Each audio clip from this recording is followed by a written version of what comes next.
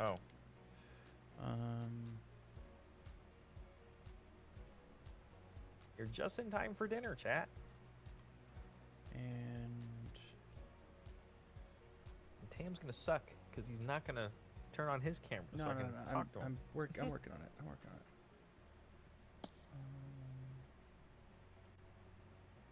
It is this, this. Hey, There he is. yeah.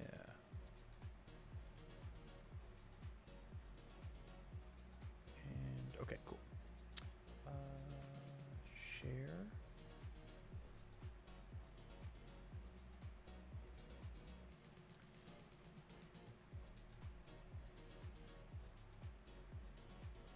Okay. Open up a separate Discord.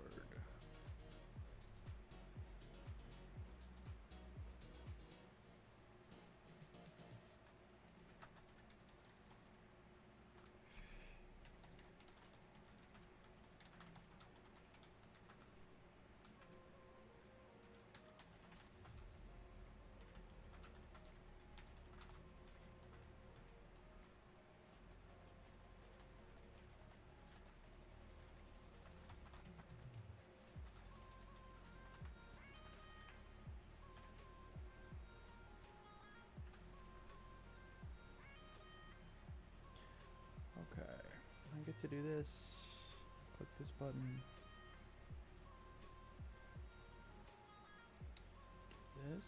Oh, I should just not show my camera. Not show. Wait, and when you asked me, you only were talking about the coolest deck in top 8, right? Yeah. Not top Yeah. 16? Okay. Yeah. Sounds good. 'Cause I have a different answer. Mecha Godzilla. No. What else was there? It's the pony list, obviously, because I told Oh, Kevin to play it. Obviously. And he did. Obviously. And top cutted.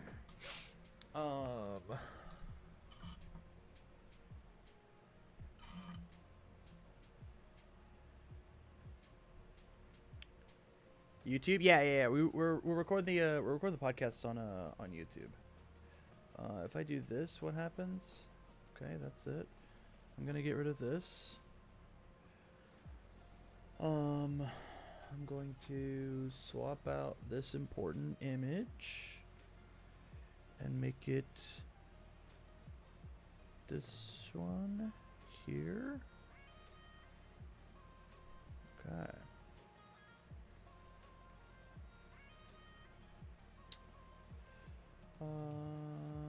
Okay. I should turn my music off.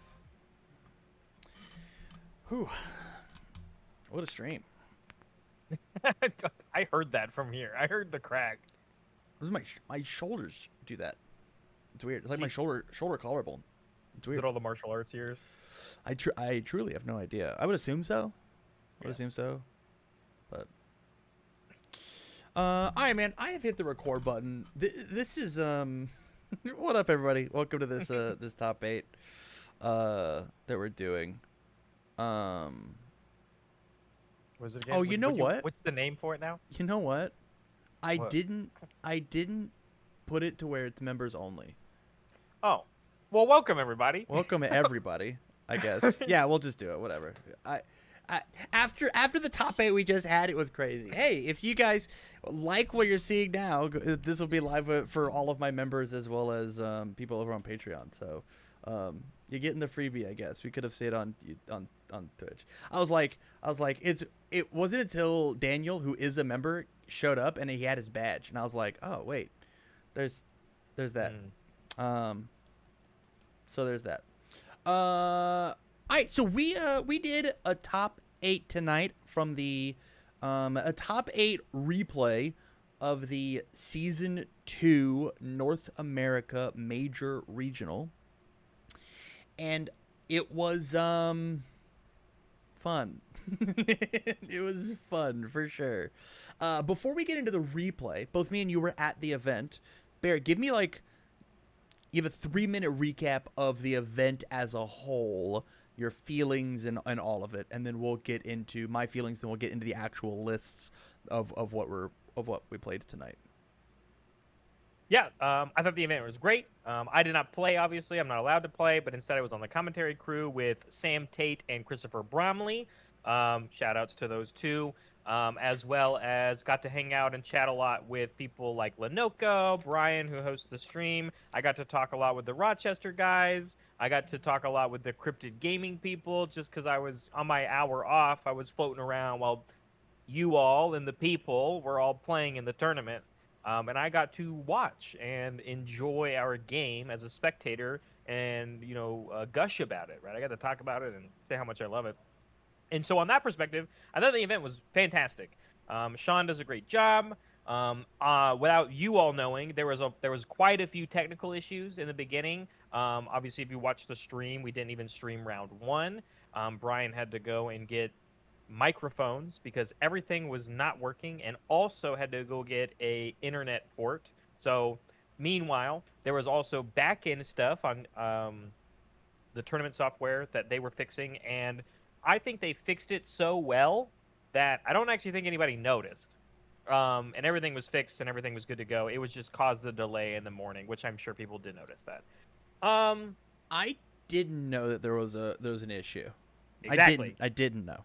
I had. But that's no why idea. the shout outs go to Rochester CCG for hosting the event, and also the team that we had to fix the stuff. I mean, Lenoco does a lot of stuff behind the scenes that a lot of people don't know about, and he did a great job. And so did Sean O'Brien and Ryan Field, who was your head judge as well. Yeah, the event was great. As a whole, I think the meta was actually very cool and very well rounded, just how I said for OCE when we were commentating that.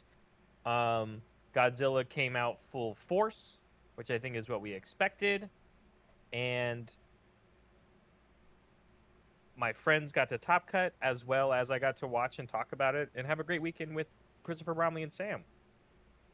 If I didn't say hi to you at the event, I apologize. Hello now. But it was great. I loved it. Hell yeah, I feel this. I feel the same way. Dovetailing off of like the format, I think this format is really healthy, really cool, and it is actually a shame that we will never see this format again in 2 weekends. Right? Like this format's just gone. Correct. Attack on Titan will be here for season 3 regionals, and so it's like it's almost like it's a little sad, like a double-edged sword of how much product we have coming out, because it just like mixes up formats so much. And like, I like this format. I think next format is going to be a little wonky, a little crazy. I think the air symbol is going to go nuts. And so like, it's cool to see what this format was as it is. And I'm getting ahead of myself talking about next format, but like I like this format a lot, even if like I didn't play a meta character into the format.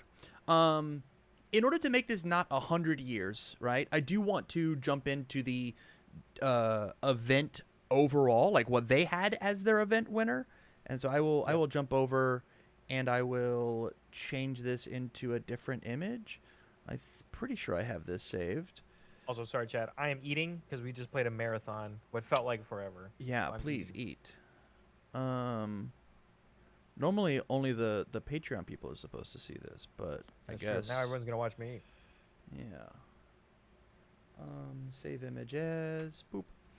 Okay, so I have put up the it just didn't do it. I have put up the image of the official placings showing Travis having won the tournament.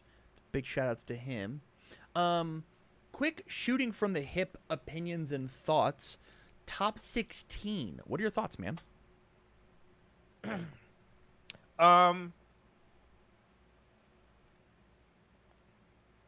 A quarter of the top 16 being Rodan probably sounds right. Expected. That means the conversion rate of that character is pretty expected. I know they did percentage breakdown for the actual breakdown that they showed on the stream, but that's pretty right. It's about a 25% conversion rate, just like it's a 25% top cut. The 3 King Ghidorahs was just not on my radar. I know the character's good. Mm-hmm. Obviously, we just played a bunch of Ghidorah. I feel like a Ghidorah pro now. I Also, just didn't think it would be 3 in top cuts. 1 or sure. 2, sure. 3 of them, crazy. Especially Um, with like I think there was only like 5 that entered, right? So like yeah, more than 50% conversion rate over the weekend. correct. Amajiki finally coming back. I'm excited about that. I think most people in North America were prepping against that. Um, I think that is to be expected. And then it's a bunch of dark horses, or not dark horses, but just weird one ofs, Off right? meta, You, right? but I wouldn't say Toga 3 is off meta, but one of them Sure. making it, yeah, I believe it. One pony, as we've been seeing from OCE and also the webcam community webcam event. Yeah, that makes sense. And then the weird ones, of course, is the one Elder Toguro, the one Jester, Shadows, the one Hawks, and the one Mecha Godzilla. Not the one I thought it was gonna be. Sure. Not the curio. um. So the coolest part of this top cuts is I think the top 16 part. On the actual top 8 part, I think it's probably about right. With the weirdest part about it being triple Ghidorah.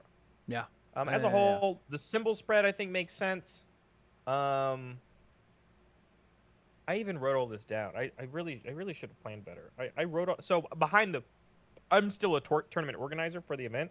Um, Oh. the coolest thing is The like inside info. 1, 2, 3, 4, 5, 6, 7, 8, 8 symbols represented here. Mm-hmm. That's incredible. I think Yeah. that's incredible.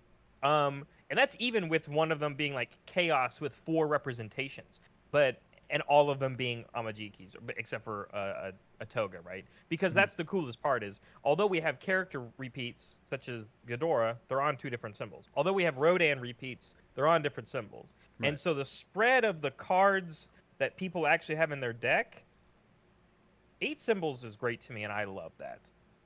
So I think overall it looks good. Yeah, I said this last night on the final round Game Shot podcast, friends and rivals. Like the biggest thing that I saw out of this tournament was the return of 7 hand size characters being dominant, right? Rodan, Amajiki, Pony, Elder Toguro, all as like 7 hand size, 5 hand size gone, 0 representation in this top cuts, and the 6 hand size have to be doing something a little unfair to make it right. Jester loops picks up her kill turn and like kills you whenever she is ready. Ghidorah makes you do crazy math. Mecha Godzilla he's playing the Koima's task. He's playing Koima's task, which is so cool. And then I heard on multiple occasions he was able to pull it off. yeah, so like if I had Walk the Dogs available to me for locals tomorrow, I would be really looking at Bionic Menace Koima's task, because I just picked up my 4 Koima's task, and I think that's the best character to do it. And man, Koima's task is, if you can get the form off, it's crazy. Not to mention just like the idea of the action hate part of that card is like also nuts. And then Toga as our last 6 hand size represent, or Toga and Hawks, right? Hawks being a focus attack deck, might be the best focus attack deck. I mean, it's the only one represented in top 8, right? Only in top 8, yeah. Yeah. There's 2 more with Barlow and Calvin also Correct. playing focus attack under the all symbol as opposed to order, and then Toga's Toga. So like I think the 7-hander Supreme thing is like, it's very cool, and I'm excited to see what this tournament looks like when it comes to EU, because we just had OCE, which was won by Ochako 4, not represented at all in our top 16. What are your thoughts on that? Which it just reiterates everything we're talking about it being ready, and also on a symbol not represented on the 8 that I just said. Correct. It just shows how wide this is, right? It Yeah. just shows Mina not being represented here. You talk about 5-handers, Byakuo not being represented here. These are all characters that had high representation in the tournament and just didn't convert, when we all know, and I think it would be a fallacy to believe, that they couldn't make it or won't make it in the future. So Yeah. all of that information, and then those characters not being here, I think that's crazy cool. So yeah, it just shows how wide open the meta. I agree. We're gonna go ahead and move on to the deck list, and we're just gonna start at the top of the bracket that they have. So we'll do like Andrew, then Ben, then John, and we'll work our way down that way, rather than like looking at like who got first, who got second, or whatever, right? So starting off with Andrew Porat's Void Rodon deck, and I can do this, and it gets there. Did that work? I do this, and it gets there. Oh, wait. I want it to be this. No, I want it to be this. There we go. I pull back one. Nice, we've done it. If I shared my screen with you, would that make you happier? Would that be better for you? You can do whatever you want. But I mean, I'm just looking at mine and Okay, sure. looking back at the camera. So, I mean, it's whatever. So, Void Rodon, the winner of the webcam regional, very similar list, with like Tri-Gravity Beam, but the attack package is just different enough because it's not playing the like steal your momentum and the freeze echo attack of like the double slicer. I like Void Rodon. My biggest issue with Void Rodon, or Rodon in general, right, is I think this character is so defensive that he gives me big Eraserhead vibes, and Eraserhead was already, as somebody who took him to Nationals, a boring deck.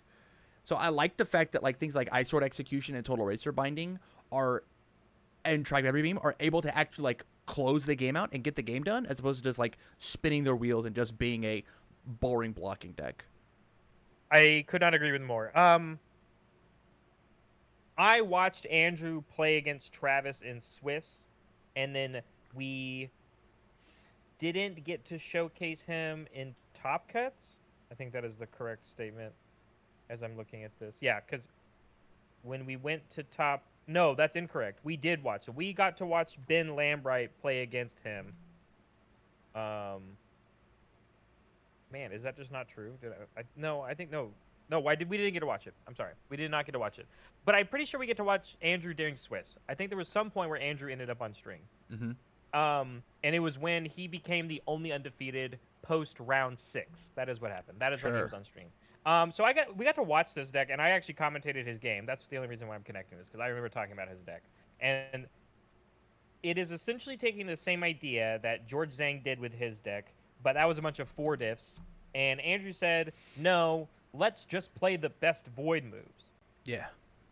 And it's okay that they're higher difficulty moves. So Rejuvenating Smash, because, man, you're talking about the defensive side of Rodan, it's the same thing, right? When that character actually gains 2 life, you just, as the opponent against it, you're just like, oh my goodness. Like, I have to go through even more. Yeah, and then, it does not feel like 2 life. Ice Sword Execution, I'll blatantly say it because I think everybody was saying it all weekend. The people I heard that said, yeah, I never lost to Ice Sword Execution. I always lost to 2 Ice Sword Executions. And so Andrew, I think, knew that and said, yeah, I'm playing 4. Yeah. Try that on board committal, drawing cards, hand manipulation with Rejuvenating Smash and multiple bites, looking at your opponent's hand and having a presence with Tri-Gravity Beam, and Total Erasure Binding to turn off characters. It's just bread and butter. I mean, that's what was happening tonight. Was when you're talking about the double Ice Sword Execution, was like one was blockable, one was not threatening, 2 said that your string always landed, right? Yes. It always worked. Really, really best strong. Turns in the game, or the best turns in the format for what we were doing, was if you could go Ice Sword, Tri-Gravity Beam, they're probably dead. Yeah. Because you picked out a hand trap and you tapped their 2 best multiple copy cards on the board. Here's my biggest thing I learned. Oh, yeah, go ahead. Oh, go ahead. The biggest thing I'm learning today is everybody, I would agree that stun is not in the format, but everyone probably needs to be looking at anti-committal. Yeah. Period. Yep. The big elephant in the room. I'm getting choked up just thinking about it. Pre this event, I would have told you that if Combined Firepower was not in a 4 of in every Rodan list under the Void symbol, I'd call you crazy. where is this card? This card is not. This card is not in this list at all. It should be, is my biggest takeaway. Even from playing it, and in the event, Ben Lambright eliminated Andrew Porat's a good Rodan list. And I'll probably have a similar take as we get further list down into this top 8. King Ghidorah had an incredible turnover. Absolutely incredible. And just how you talked about it in the beginning, he makes you do weird math. Combined Firepower fixes the weird math while just being a free card. It's just a free card. If you have another way to turn it's a free card on defense. It's a free card for you to stack the top card of your discard pile if you haven't used Rodan yet. It's just free. And that's just in Rodan. We'll talk about it in other characters, obviously. But, like, the problem is that it's an action card. But if there's any kind of character that you're going to play a bunch of actions in, it's 7-handers. And so that's my biggest takeaway from this deck is I kind of wish we weren't doing the Titancliff thing because it's a lot of board space for a bunch of things. And it's really just a utility attack in this deck. Like, it's not... We're not Mount Lady, right? It doesn't have powerful 3 on it. It's and we just give speed. It doesn't get very big in damage. I kind of wish we were just maybe playing some fudged numbers with combined firepower and maybe just playing more value stuff. But yeah, I would agree. I think that's the biggest struggle, right? Is that you need that extra weird math to get through the characters that make you do weird math. I would agree with you. Moving on to Ben Lambright's deck. Ben is, I will just do this. Open link in a new tab. Then open link in a new tab. Ben's got the same kind of idea going on. Let me double check. There we go. We're good. Ben's got the same idea going on. Void Ghidorah, though. And I forgot that this character had the Void symbol, right? I thought it was just an evil character. And Ben ended second place inside of the actual tournament. But lost in top 8 in our bracket, right? No. He won. He got the top 4. Yeah, lost in top 4 though. Didn't make it. Yeah, didn't make it. Yeah. So this is the deck that I played against in Swiss, and having played against this, I did not realize how annoying Ghidorah was. Same with you. He was not on my bingo card for being as prevalent as he was. I knew he was like fine, right? You go back and look at my top 30, right? He's in like the easy like mid range, like the 15, 16, 17, right? I could even say like less than half. I want to remember. He shot up to top 10 for me. Just on this performance, just at honestly playing with him tonight. He's just shot up of like, hey, this is the highest ceiling of what this character can do at the moment that we have found. And my number one thing, and you're gonna hear this all night tonight, is this character's just fucking annoying. This character's so annoying. Yeah, it's that weird math that we talked about, right? It's you look at this guy on paper and you look at the 3 head counters and the 10 life and you go, oh, he's just a 30 lifer, and the answer is no. He plays 4 copies of a card that says -1 damage to everything on your board, which, by the way, also has deflect. But you'll never use it because you're gonna build them. I forgot it had deflect. Yeah, it has deflect on it, man. I've lost to that before. It also is a 2-way street. It becomes also damage pump. So he is it is like almost that same Jester syndrome, but it's even worse because on his character. So like I would, on average, probably say this character has about 50-something life. And then also asterisks. Any extra damage you put on your moves is wasted. Yeah.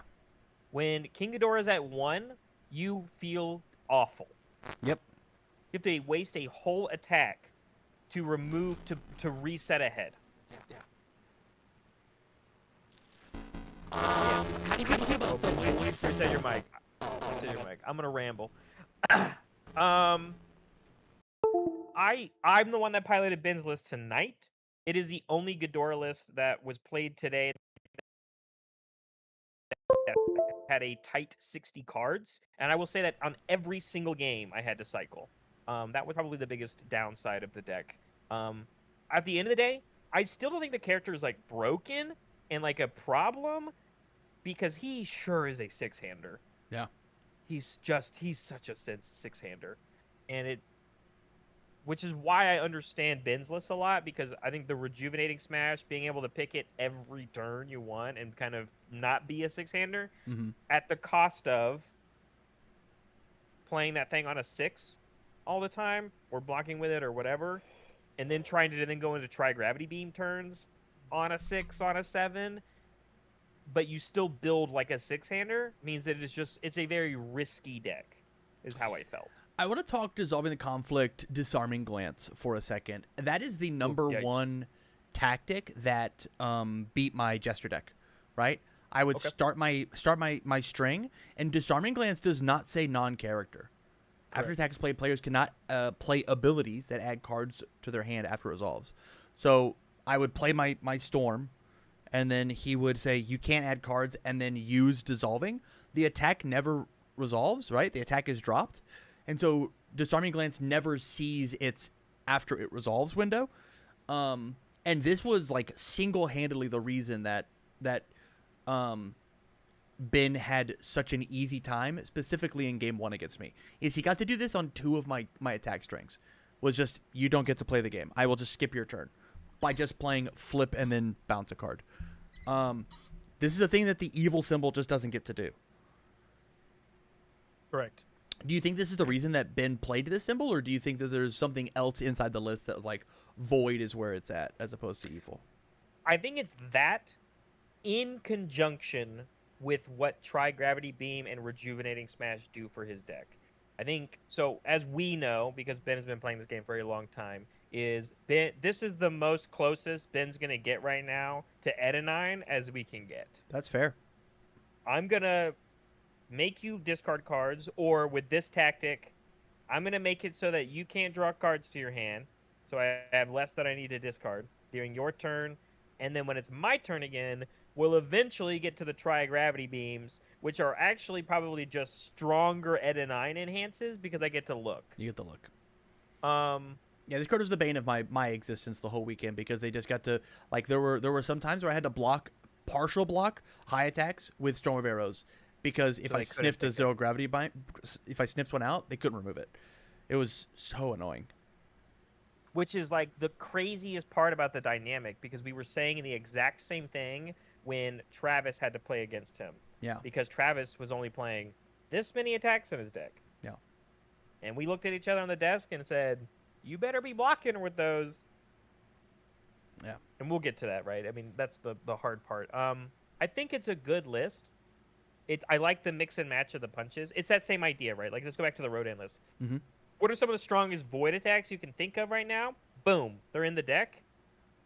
And King Ghidorah has that added tweakness of, instead of being a seven-hander and this crazy, crazy weird defense, the defense is on his face, making you do weird math, and being a toolbox character, grabbing whatever you need when you need it. He only has to play 2 Ice Sword executions because can just play it every turn. Yeah. I love it. We'll move on to the next one. John Mayfo's Evil Ghidorah list.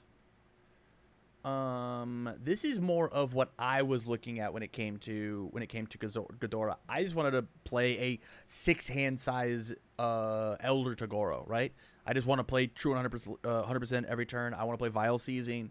And the big card that was my MVP of the night playing was just Tetra Terror. Get a singular momentum. I play Tetra Terror. I lose 3 health. That 3 health actually doesn't mean anything in my character because it was 3 fake health because I'm on head number 1. And so, like, I was going to lose anyways. It's fine. Also get your quick to axe better. Yeah. Like, it actually can trigger them on. Yeah. Yeah. Like, Tetra Terror is, like, almost exclusively the reason that I would want to play Ghidorah at all on the evil symbol. And maybe even at all. Just, like, being able to go pick Tetra Terror up out of the discard pile is, like, so good.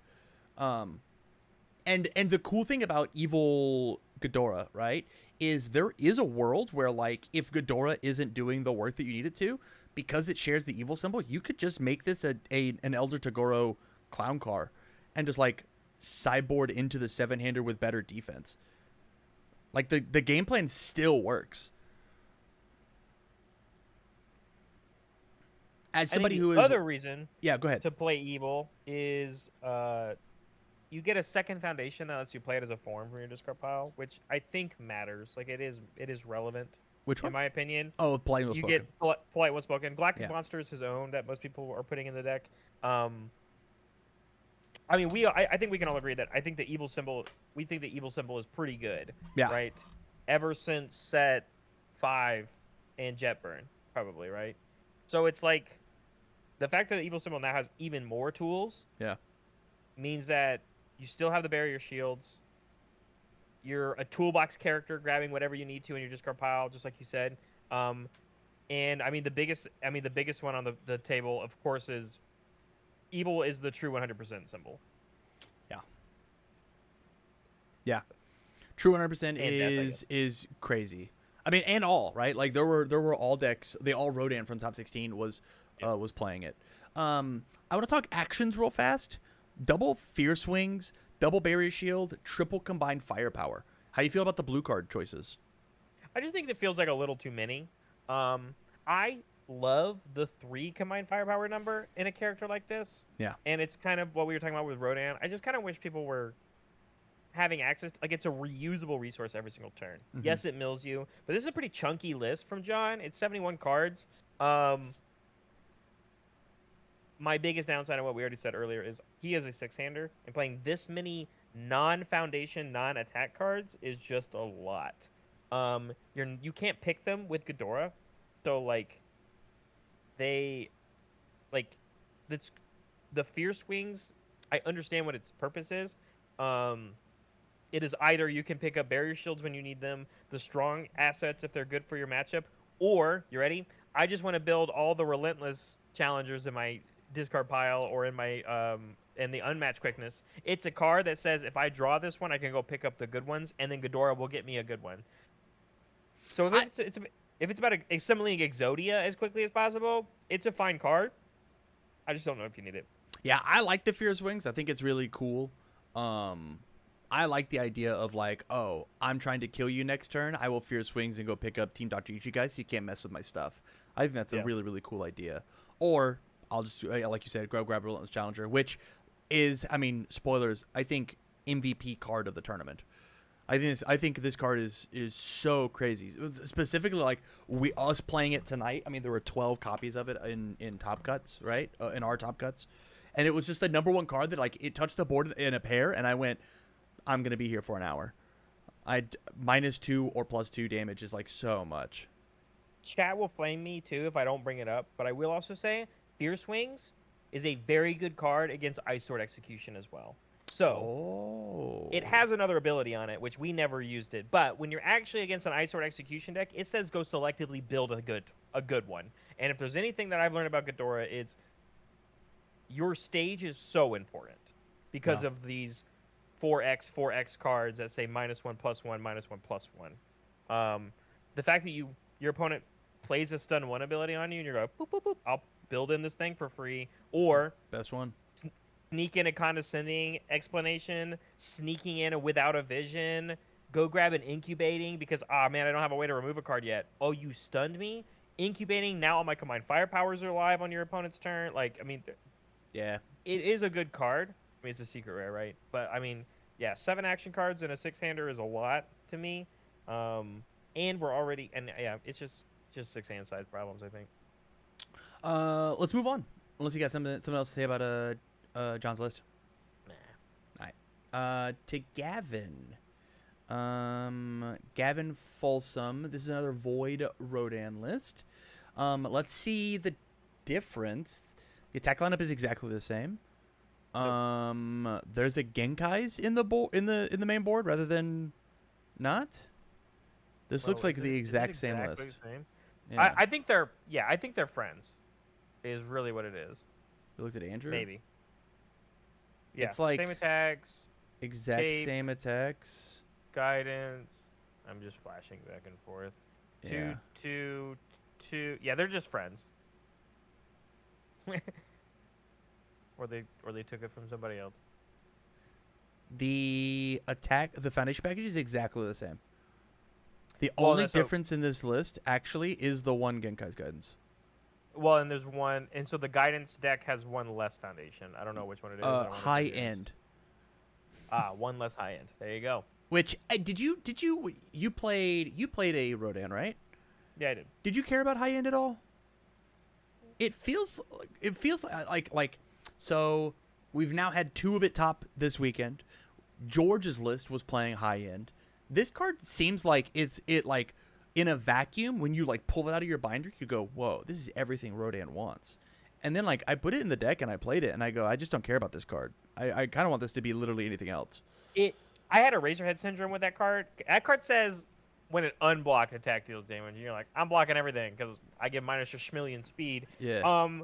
I understand what you wanted to do, but I think in a deck like this, because of Ice Sword Executions, Rejuvenating Smashes, all these cards that like can benefit from momentum, and the whole idea is that it's also got a 4 block mod. Is where's my Hacker Extraordinaires? They're not even in the sideboard. No, they just don't exist. What does the sideboard look answer, like? Gavin was playing some in his sideboard, but Andrew was not. Yeah, and so it's like, I'm not saying like, I mean, Void has a lot of answers to assets, which is a good perk of it. Obviously we see like pass through walls, which I think that card is huge right now. It's not just for assets, but like the reason I say Hacker is it's a +4 mod. It can get you a momentum in that same realm of unblockedness, and the momentum is what will kill people, right? Yeah. Yeah, it's a 2 if I get it, but like, yeah. And it's the same kind of weird math, right? Or I guess, high end checks a 5, sure. I just never wanted to build it. Yeah. Yeah, that's how I feel. I think high end is probably the weakest foundation in this deck, but like I get what it's doing and I get why you can look at everything and it goes, this goes in Rodan, but like, I think he's a big different card. We'll move on to Ryan's list. Chad asked, "What's the order that we're doing this in?" The answer is there isn't one.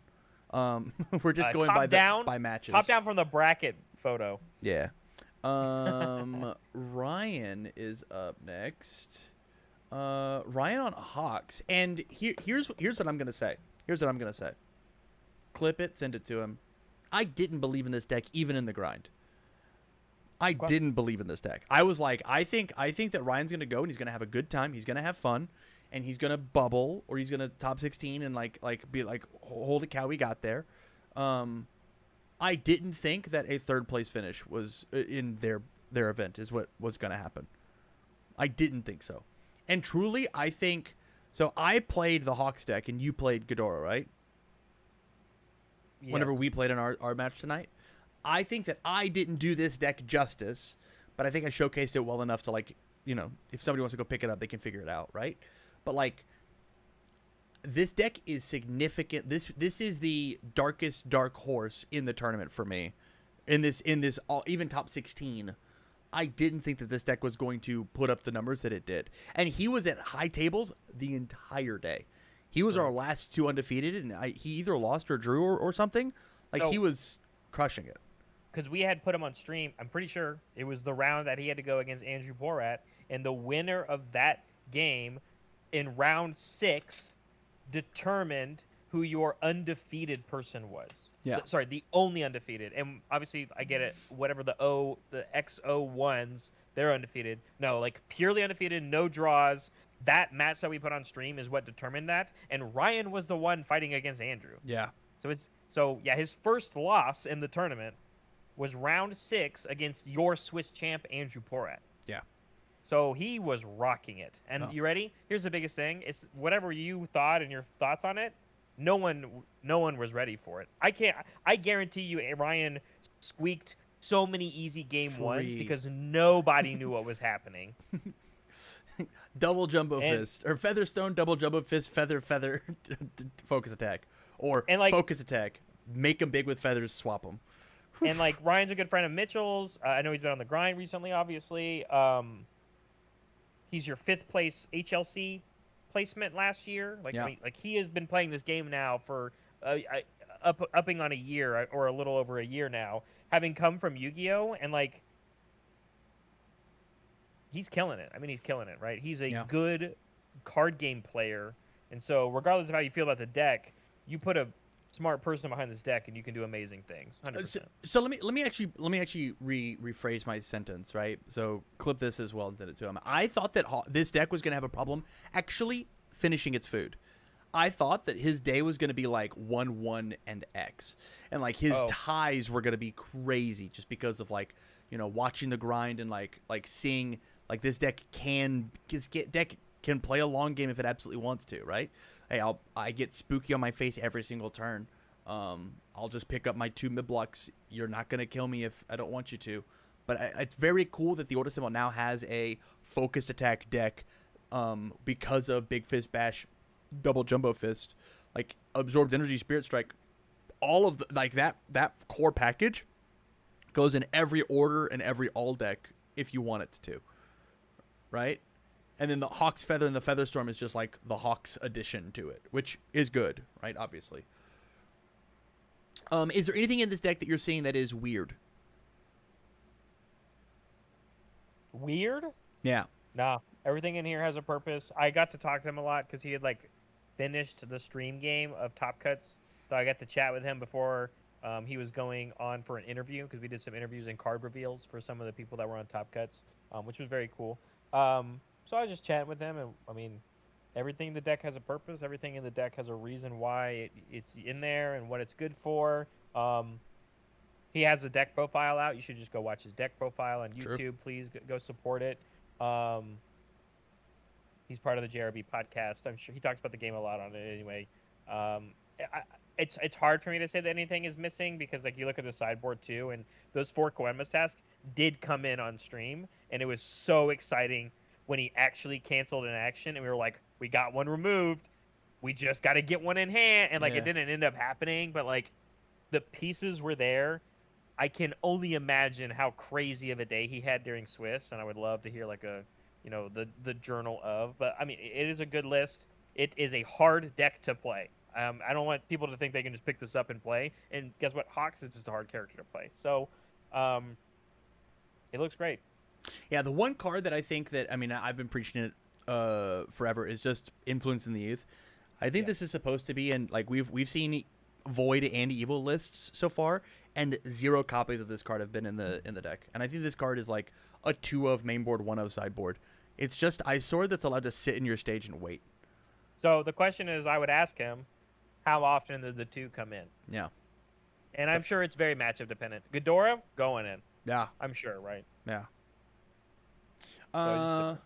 We'll move on now to Zach, our second evil list. This list is weird. This list has got some, like, let's talk about the weirdness, right? Risho's Meteor. When you played that on me in our match tonight, I was like, whoa, I did not expect Risho's Meteor, and it was very, very good. I love it. Monstrous Fusion. What are your thoughts on this guy? I understand its purpose. It's just a win more card, and when I would choose that to win more, it's just the same as the Dragon of the Darkness Flame. So to me, it's as if you're playing a second copy, but this one checks a 3. Sure. This list is more toolboxy, right? There's more one-ofs, which is the whole idea. If you look at the sideboard, there's a character in there, one you already mentioned. That could be a sideboard. That could be something we talk about. Obviously, we don't get to showcase. I didn't even know.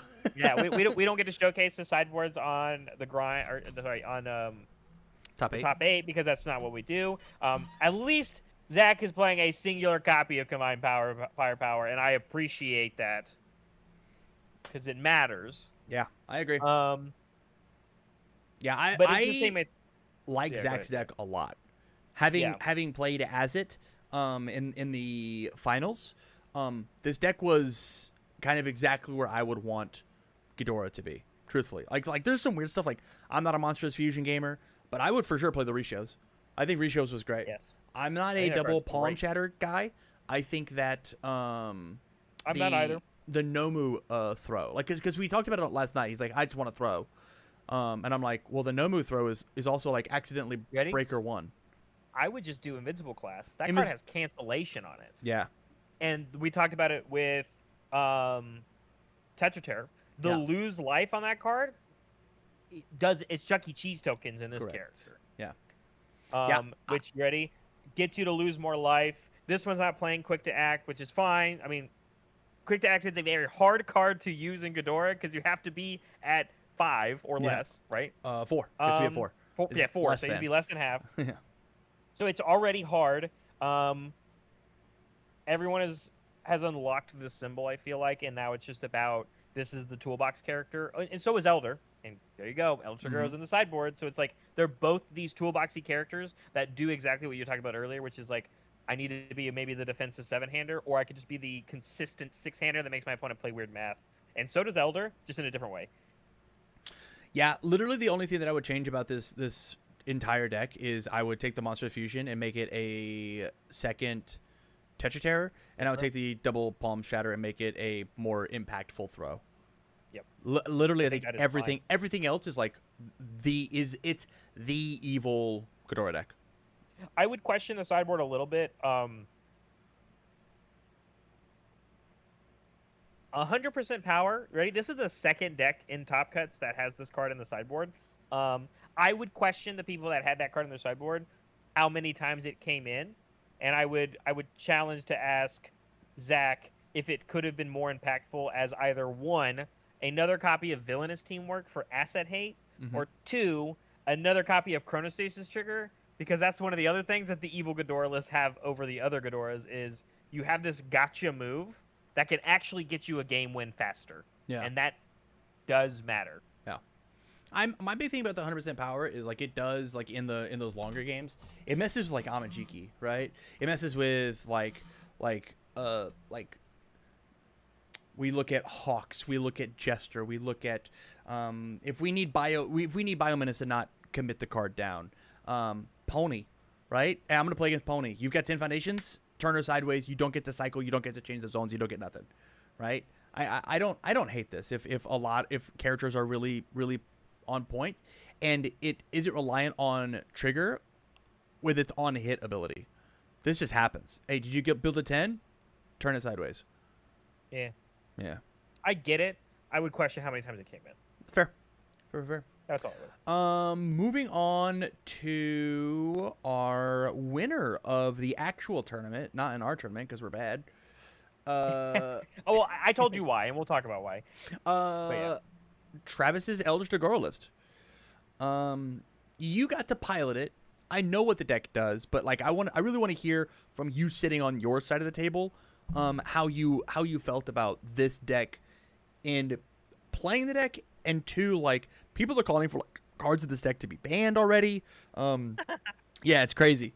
Just like what are your thoughts when it comes to a 6 attack deck in universes and like gush for me.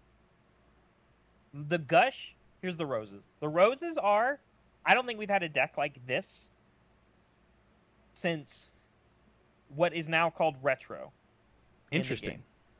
We have not had a deck like this since Retro or the old form of universes before MHA. You could not play a deck that had this few attacks.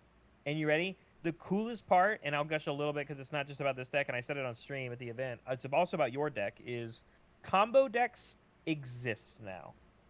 You played one. This is a combo deck.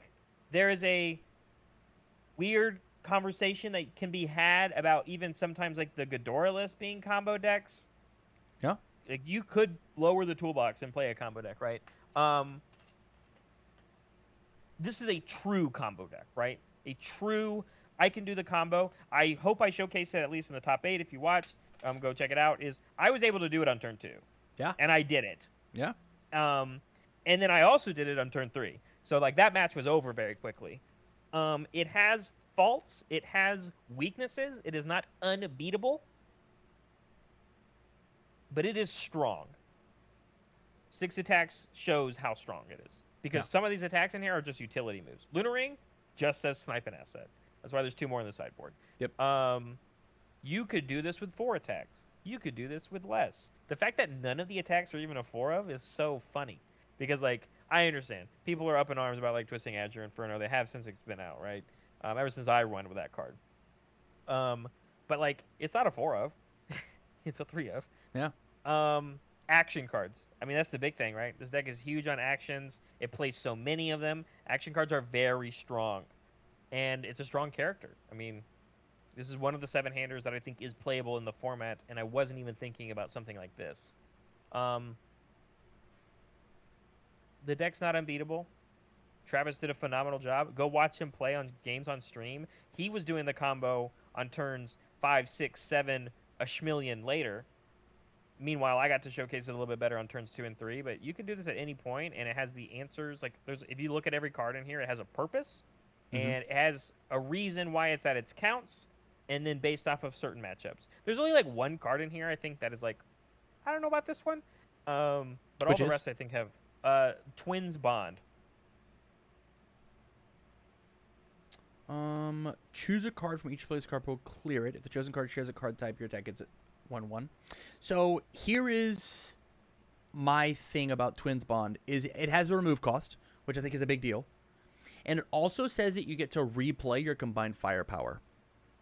Correct. Which So is if also you- what Forcing Surrender was doing. Yeah. But this also has the remove cost to like let you, and not on Sure, this combined, but like it misses itself. Yes, Yeah. I know what you're saying Yeah. though. I agree. I would just probably play more copies of Big Fall. I did feel like that card was pretty good. Yeah. You ready? I would also just rather play another copy of Forcing Surrender. So again, it's just a little weird for me. Sure. Travis is a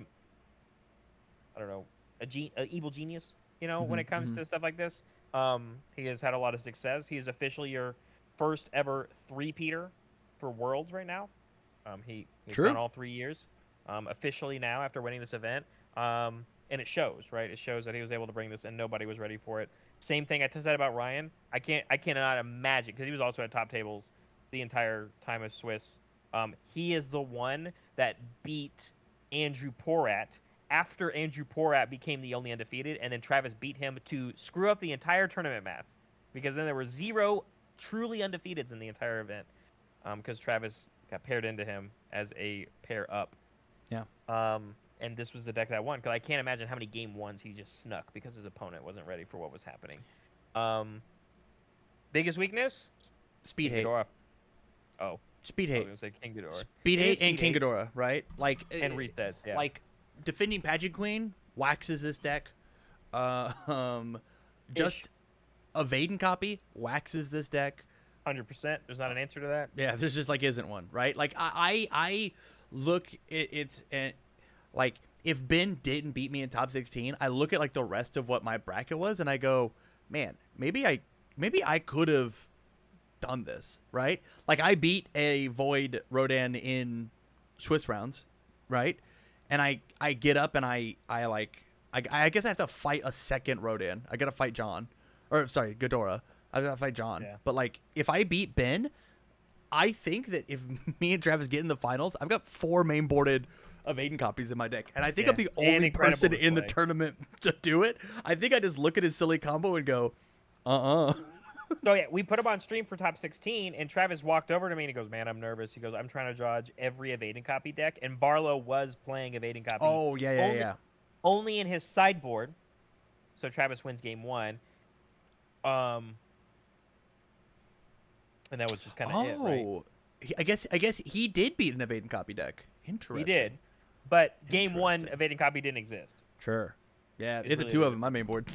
But yes, speed hate, like you said, resets is the biggest thing. Yeah. Board interaction, which is why he has to play things that protect it. If you, we'll get the David Toombs. We're not there yet, but like, if you went first, and he builds a combo piece that matters a lot when he builds a sports festival champ, and you go, Bass Hybrid Chimera Kraken and freeze it, you get more time, Yeah. right? You get more time to survive against the combo. And try and Granted- kill them, right? Which is like the important thing.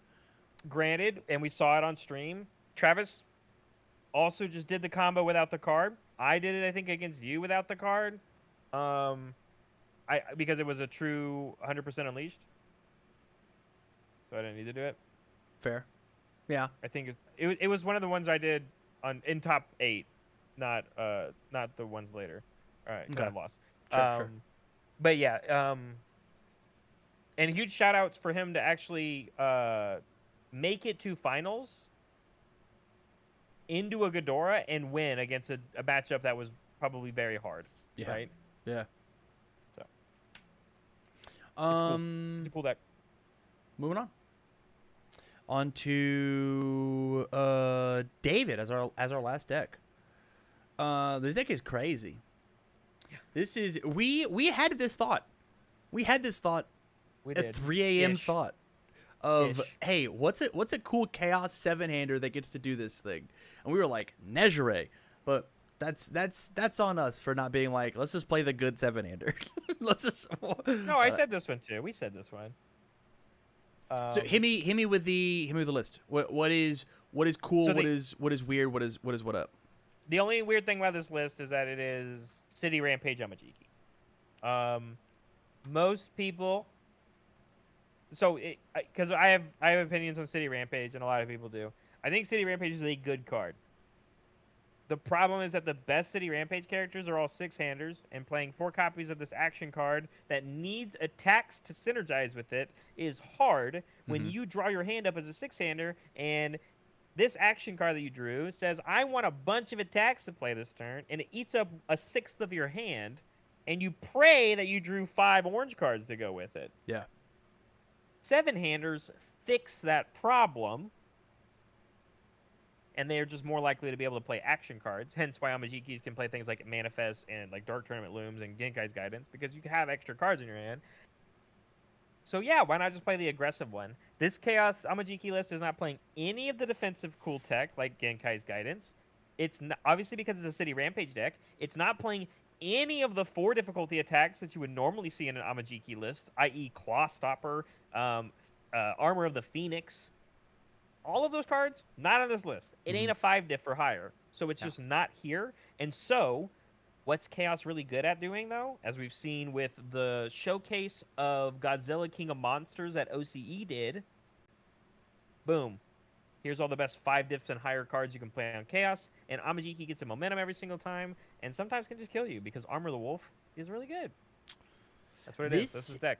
I think this is a cool idea of so we've talked about Amajiki a lot, right? Like I'm really high on the weapon build that Jake and Nate took to the event. You're really high on this like steaming sphere, I'm gonna kill you on turn 2, turn 3, just get the job done. This feels a little bit closer on the dial to what you are trying to do with it, of just like, hey, I'm a 7-hander, I'll build 5 on 1. Okay, it's my turn. City Rampage, 3 attacks, and I built double sphere. Oh, I'm gonna kill you, right? City Rampage into hybrid into a Black Abyss into Armor of the Wolf, powerful. You died, and I committed no cards to pass any of those. So, and I said this on stream, it's a very funny match because first of all, it was Bromley and I on the desk when we had David Toombs during Swiss rounds on the event. I believe he got paired against Amina 2. So it just kind of and we picked it because we hadn't had either of the characters on yet, and they are characters that were on the pie chart, highly represented characters, known factors of the meta. And I prefaced a turn for David going like, I've heard what David is saying about this deck is we built it to kill people on turn 2. And when you look at the list, you're like, yeah, this could do it. He barely survived against a turn, or Mina's turn 2. Yeah. Had like 1 or 2 life or something like that. Drew his hand up and proceeded to play Black Abyss on a 5, checks. It got fully blocked by a syndicate target, putting Mina to 26, and he went Armor of the Wolf and had enough stings in his stage to sneak momentum in and did an Armor of the Wolf for 26. And he killed him on turn 2. The Mina was dead. And I looked at Bromley, and we said it on the cast, and said, well, I said he had to win on turn 2, or he was going to die. And he did. Yeah. He did what the deck was done. Granted, we finished the match. It went to a game 3. Mina took the win. David took a loss that round, and still ended up top cutting, so good for him. But based off of what we said and based off of what I said and what we saw on stream is the word I would use to describe this deck is greedy. It's a very greedy Amajiki list. Because guess what? Everything I said about him killing that Mina, he didn't even play City Rampage that turn. Yeah. It was just Black Abyss on a 5, it got blocked. I don't even get +1 on my check. Armor the Wolf on a 6. That was the turn. Yeah, exactly. And it was just like Steaming Sphere, shove this in. Friends of Animals, shove this in. And like the biggest note I made on the broadcast, and I'll make the note again, is look at the curve of the foundations on this deck. And that's why I would use the word greedy. Because 4x monster aggression is tells you everything you need to know it's about this crazy, deck. right? He's Yeah. just trying to kill you. It's a deck that I think he like built 3 on one of the games, and I was just like, why'd that happen? I go, oh, probably because his hand was a bunch of 3 diffs. He plays 5 3 diffs in here. One of them's an attack. So sorry, 4 3 diffs I was like, that what? get you momentum. Oh, it None picks of up your them are momentum. vast hybrids. Oh, sorry. None of 4 that get you momentum. Friends of Animals is strategic, meaning steal your momentum off the top. Yeah. Correct. I'm back. yeah, it's a 4-1. And then the 2 diffs, 4 Steaming Sphere to get you a momentum, Force Quirk activation to get you a momentum, and then Broken Psyche for defense, right? So like everything that you would say is like a card to keep you alive, or a card you would normally put in an Amajiki list, this just says I want to get as much momentum as I can right away. Yeah. And at the cost of your stage, and I mean it worked for him, but like yeah, you see how Incredible Display is only in the sideboard. The turn, it was crazy too. David would only survive turns because he would Steaming Sphere in an Armor of the Ape, and -1 damage and Amajiki -X damage was just good enough to survive. And then he would kill you, and that's how the deck would work. I would just use the word greedy. I don't think there's anything relatively wrong with this list. Yeah. No. You can look at like Blue Flame Surge. That says pick up one of my Armor of the Wolves or pick up my Black Abyss, right? Like it actually has text, right? But man, like the execution for this deck has got to be very fine line. And you're definitely here for a good time, not for a long time, right? And I think that the main reason that I like this list, this is, and I'm sure you share my sentiment. This is not a list that I would take and I would play. This is not the Amajiki that my grandpappy told me how to play. There is nothing wrong with this Amajiki list. And if you are a 7-hand size, if you want to play a 7-hand size aggro character with just enough defense on face to survive a Mina turn at 1 and then Armor the Wolf for her life total, this looks like a perfect list for you. Which is cool that this list is allowed to exist. Just because it's not my cup of tea doesn't mean it shouldn't exist. Yeah, it is basically taking what I think is the right way to play Amajiki right now and full sending it. Yeah. With a weird curve on foundations, full committing with the action card. Like not putting Armor of the Phoenix in my list is crazy to me. For +1 speed on all my things. Not playing Clawstopper? That sounds crazy to me, right? But not playing Vast Hybrid in your list. Crazy to me. And he did it. And he topped with it. And he killed it, man. But there's your top 8. Nice and easy. I do this. Any big bold predictions as we finish this right on an hour for EU? What do you think? I mean, obviously OCE and NA have looked pretty differently. Like the top 8s look vastly different. Do you think that EU is going to look more similar to these two events, or do you think they're going to be their own animal? Do you think there's a chance for more technology to be found? I guess is the better question. No. I think everything's pretty known now. I don't know we'll see any new technology. I don't even think necessarily in this tournament we saw new technology. Maybe Mechagodzilla Bionic Menace is yeah, that was not on my list at all. Sure. Elder Toguro, yeah, I still think he was a playable 7-hander. King Ghidorah, everybody knew that he was playable. Hawks, he's playable, he's just hard, right? You missed one. I don't... You missed one. Oh, yours? Sure. We knew you were playing that. I'm kidding. I don't think anyone's going to play that. But you're right. Jester's always still a weird one. It's not that I think you there would be new cherry picked all the technology. one-ups in top 16 But- and you missed me. So I funny. did, yeah. Well, I didn't say Pony, right? Pony was one we knew. I think we'll see a lot of what we saw in OCE. Everything that we saw at the NA event, and it will just be a different combination of those characters. Like, just like how we said we didn't see Byaku, Ochako 4, Mina's not here. I think all those characters will still remain represented, right? I don't know how all those Ghidoras dodged Mina during rounds, because I think Mina is a easy matchup against Ghidorah, and that's with all the -1 damage cards. Like, genuinely. Like, I genuinely think that is a tough matchup for Ghidorah. And they dodged them all. Yeah, must have. Or the meters just didn't get there. I don't know. I've also seen a lot of weird Mina lists, so who knows. But regardless, what I'm saying is, like, I think all of those things will be combined again. We'll see at the UK event. It'll just be a different combination of what's going to make top cuts. I think it'll just be another hodgepodge of the decks that aren't going to surprise us, but that's how wide the field can be, and we'll see a new combination. And that still makes for an exciting and new event and new players that will be piloting those. Yeah. So, I think Agreed. no on new technology. Yes to still an exciting event, and I think it'll be good. Fair enough. All right. Thank you all for hanging out. Again, this was not supposed to be live to everybody at home, but it is because I forgot to press the members only button. So if you want to get this next week for whatever our top 8 is next week, because it's not UK, because that's not a thing. Me and you, Barrett, have to figure that out. We will get you. There will be another podcast on YouTube, and it'll be a different structure because we're not going over other people's decks. We're going to be bashing on each other's decks. So with that, thank you all for hanging out tonight. I do greatly appreciate it, but we are going